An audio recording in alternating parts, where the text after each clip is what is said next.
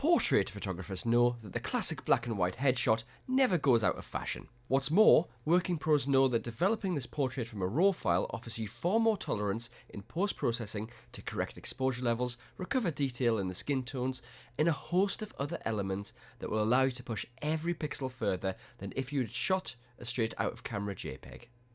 To edit a RAW file, you need the right image editing software, and Affinity Photo features a dedicated developer persona that not only gives you a huge amount of control when converting your RAW file, but also makes the task a speedy operation. Within this dedicated RAW development environment, there are endless options to perfect a portrait, but we've put together a seamless and speedy workflow that will give you great results every time. So let's see how this comes together. When you open a RAW file in Affinity Photo, the software will automatically switch to the developer persona, where all the RAW work is carried out. Our first job is to convert the shot to mono, so head to the right hand side of the interface and click on the Tones tab. Below this you'll see the black and white option box, so click on this. Your image will instantly switch to mono, but the exposure levels might be all over the place. Don't worry, because we're going to use these colour sliders to change the exposure levels. So the main sliders you'll need are yellow and red because they affect the skin tones the most. Drag the sliders until you're happy with the exposure levels. Even though the image is in mono, you can still add a curves boost. Above the black and white tab, you'll see a curves box option. Click on this, and you can use the histogram to draw out an S shape, and that will give more intensity to your portrait.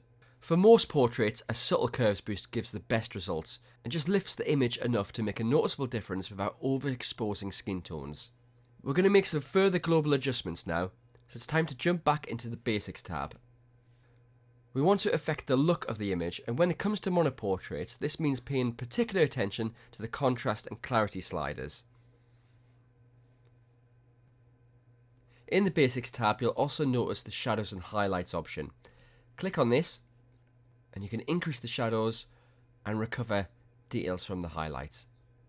The last job in the Developer persona is to select the Lens tab and scroll down to Post-Crop Vignette. Select this and you'll be able to adjust the sliders to add a vignette to your portrait. Adding a vignette will help frame your portrait subject, but if you need to, you can head to the Details tab, and this is where you could add some detail refinement. So click on this box and increase the radius to the right. That's all the RAW development changes done, so you can now head to the left hand side of the interface and click on the Develop tab. Back in the Photo persona, you can add the finishing touches to perfect your portrait. One of these touches is to brighten the eyes, so I'm going to zoom in using Ctrl and plus. I'm going to head to the left hand side of the interface and select the Dodge tool, and the keyboard shortcut for this is O. At the moment the brush is too big, so I'm going to use the square bracket keys to shrink the brush.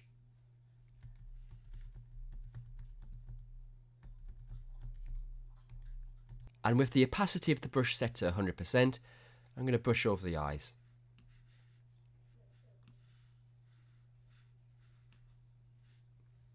If the effect is too strong, just click Ctrl and Z and you can reapply the brush.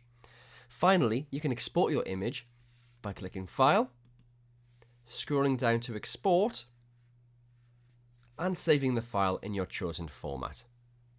Have fun using RAW files to create your black and white portraits, and I'll see you next time.